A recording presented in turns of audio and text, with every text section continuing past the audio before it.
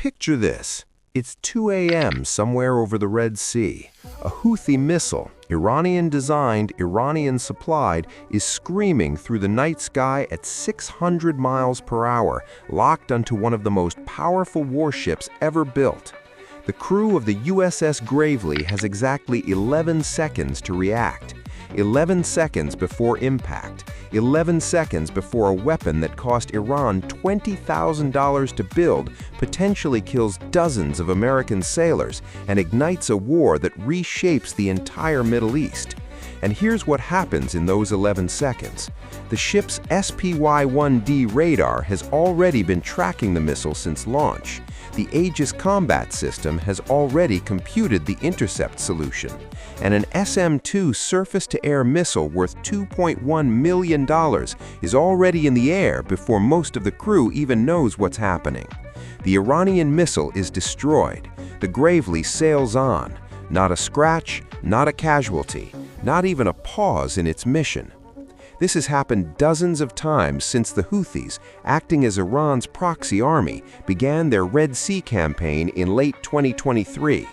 Dozens of missiles, dozens of drones, dozens of attempts to humiliate the United States Navy in one of the most strategically vital waterways on the planet. And every single time, the result has been the same. Iran fires, America intercepts. The fleet keeps moving. So today we are going to answer the question that every military analyst, every Pentagon official, and frankly every Iranian admiral is grappling with right now. Why, despite everything Iran has thrown at it, can the US Navy simply not be stopped in the Red Sea? The answer will fundamentally change how you understand American naval power. To understand why Iran cannot stop the US Navy, you first have to understand what Iran is actually working with and what it is not working with. The Houthi forces that Iran has armed, funded, and directed since 2014 operate with ballistic missiles, anti-ship cruise missiles, and one-way attack drones, all reverse-engineered or directly supplied from Iranian stockpiles. On paper, these sound terrifying. A Houthi Burkan 3 ballistic missile can travel 1,200 kilometers. Their Quds-4 cruise missile flies low and fast to avoid radar. Their Shahed 136 drones are cheap, swarming, and designed to overwhelm defenses through sheer numbers. This is a legitimate threat, and yet it has not worked. Here is why. The United States Navy's Arleigh Burke-class destroyer is not just a warship. It is a floating anti-missile fortress that has no equal anywhere on Earth. Each destroyer carries the Aegis combat system, which has been described by military engineers as the most advanced air defense system ever put on a ship. It simultaneously tracks over 100 targets, prioritizes threats in milliseconds, and launches intercept missiles faster than any human operator could process the information. The system doesn't blink, it doesn't panic, it doesn't miss. Paired with the SM-2 and SM-6 interceptor missiles, each destroyer can engage threats at ranges up to 240 kilometers before they ever get near the fleet. But that's just the first layer. Behind the destroyer sits the carrier itself, surrounded by a multi-layered defense network. The Phalanx CIWS, called the R2-D2 gun by sailors because of its shape, is a last-resort 20mm cannon that fires 4,500 rounds per minute and can shred any incoming missile that gets through every other layer of defense. Then there is the carrier's air wing. An aircraft carrier doesn't just float, it projects air power across 500 miles in every direction.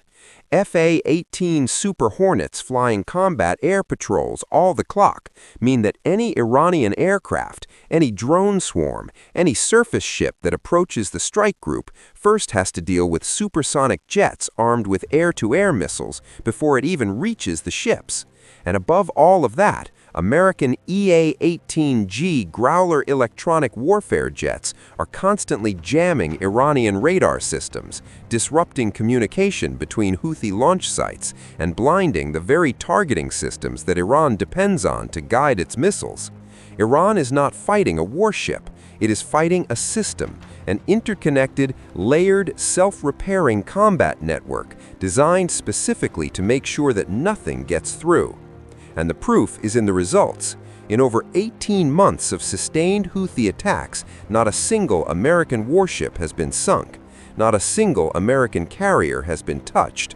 The most powerful naval force in human history is operating in the Red Sea, and Iran, with everything it has, cannot land a single meaningful blow.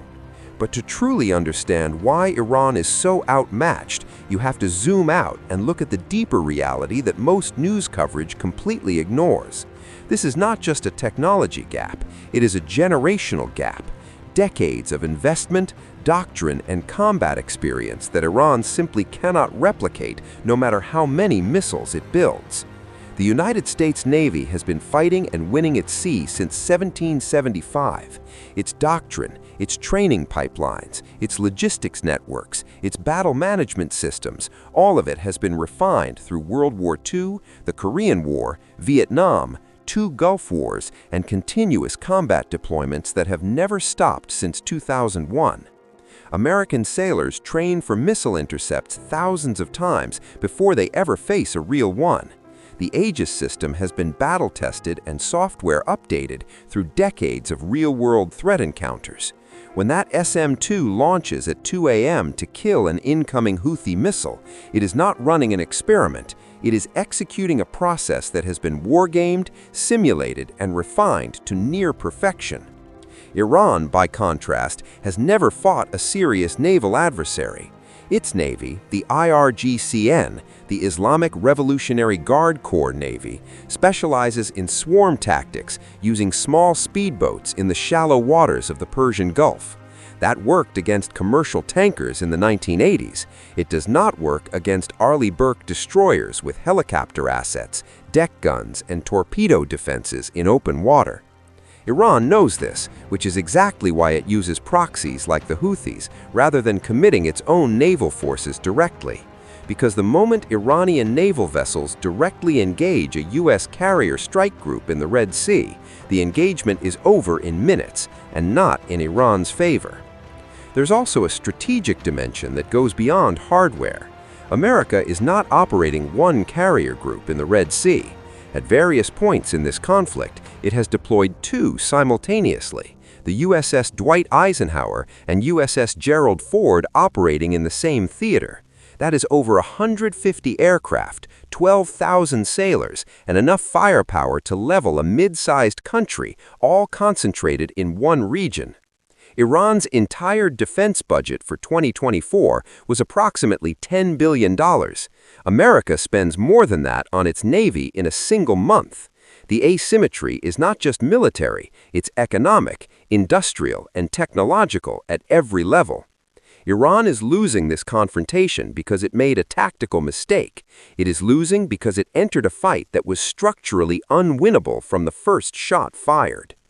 So where does this leave us? And more importantly, where does this leave Iran? The Red Sea campaign has revealed something critical that changes the entire calculus of Middle Eastern naval power going forward. Iran's proxy strategy, using the Houthis as a stand-in military force to bleed American resources and attention, has failed to achieve its primary objective. The U.S. Navy has not retreated. American carriers have not been chased out of the Red Sea. And instead of weakening American resolve, the campaign has done the opposite.